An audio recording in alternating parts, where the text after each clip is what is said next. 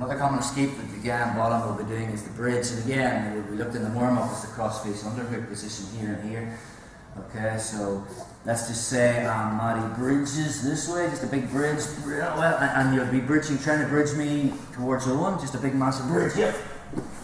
Perfect, go back, go back, go back.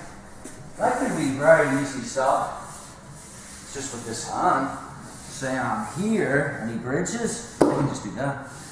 The problem is when I'm in control one, which is great for stopping and putting me in the guard, right, which we've talked about. But the problem is because my arm's on this side, if he bridges, boom, boom, not good, okay? Because my arm's on the other side.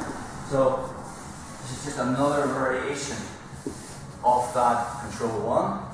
If he's, and you know when you're wrestling someone or rolling with someone on the mat, if they're really into bridging and stuff, you'll just have to switch your position. So from our control one, which we looked at, so the elbow is against the ear, arms draping, monitoring the hip, so he can't put me back in the guard, I'm putting weight in him. If I start to feel him bridging, space opens up, okay? And if you look at when actually Matty bridges, this hip comes off the mat. So when he bridges, see the way his hip's coming off the mat? So this is where I'm going to pin him. Last time when we looked at him putting him in the guard, this shoulder came off the mat. So where did I put my weight? Over the shoulder, okay? Now when he goes to bridge me, this hip's coming off the mat. So this is where I want to put my weight, if that makes sense. So from this position, okay? The second he bridges, his arse comes off the mat, I'm just bringing my hand underneath and I'll grab his hip. That's the first thing. My head will move down, okay? Because remember, when he's bridging, this hip's coming off the mat. And now, instead of my shoulder pressure, okay, it's down low at his hip. So all I'm basically going to do is put my shoulder in his belly button like this, okay? My other hand, the one that was opposite the ear, I can even come around and get a gable grip here, okay? And now, I'll move my body 45 degrees. Sit bridge now, bro.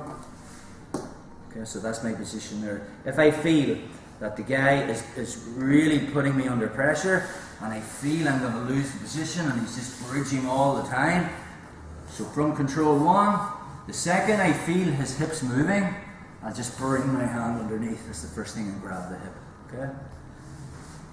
Arm, that's opposite the elbow, comes under the armpit, and I'll just get a gable grip, okay? Now the detail is, I'm going to pin him with my shoulder in his belly button, and then I move my body 45 degrees. So just bridge now, bro. I don't care who they are. If you get someone in this position, they're not going anywhere. And again, I'll use this to ride the storm. I think I was watching Cyborg in competition, and he actually submitted a guy from here, because from that position, when the guy was bridging, he brought his shin and brought it up in front of the guy's throat, and actually tapped him out this way. Okay? So again, from that position, I always want to be thinking about where he's going. And when the bridge, I want to make sure I'm pinning this hip here. Okay?